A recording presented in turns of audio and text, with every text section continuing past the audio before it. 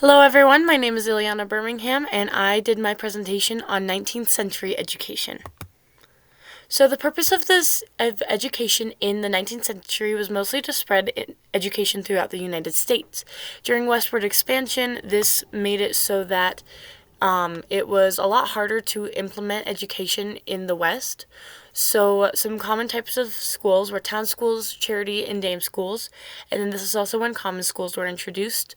Kindergarten and secondary schools started to become more popular, and also the South and the West because of, like I previously stated, westward expansion.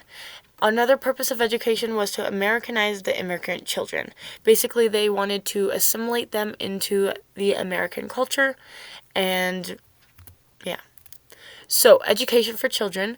There were multiple advancements for children with disabilities, minorities, and immigrants. So, for disabilities, there were the schools for the deaf and the blind. They didn't really recognize mental or cognitive disabilities, so this was about as good as you could get. There were also the Native American boarding schools, which helped to assimilate the Native Americans into American culture. It didn't really go so good though. For Mexican Americans, they were to assimilate through Christianity and English, so to be taught English and to assimilate through Christianity. African Americans were legally objected because a lot of people thought that they shouldn't be allowed to be in schools. And then this is also when Brown versus the Board of Education happened. So, separate but equal is inherently unequal, and it needs to be changed in our education places. Asian Americans, only small amounts of these people were allowed in to the United States, and also it was mostly Japanese people. For poor immigrants, there were the settlement houses, which helped them to be able to get more education. And then also the higher education, which was colleges and universities, they were also introduced. So the types of schooling that were commonly practiced were kindergarten. The 19th century is really where kindergarten takes place because it is needed because of the different needs and more support than the other small children. Secondary schools, these were the first public high schools that were introduced. Common schools, free public schooling for anyone in the community, but it wasn't really anybody. It was mostly a whole lot of white, rich men.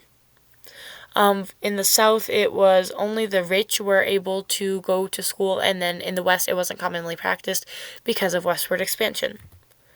In the teachers, it was mostly men at the beginning and then women at the end, as it became more of a female presented job. The men were called schoolmasters, and the women were called school marms. Formal education was not required to become a teacher because most people were farmers, surveyors, or innkeepers on their off seasons. You had to fill out these request forms to get paid, and the average pay was $87.50 per year. With inflation and everything, it would be $1,989, which is why a lot of people would do it on their off seasons. The educational issues that they faced in the 19th century are that it wasn't fully required. Only about 59% of children went to school by 1896.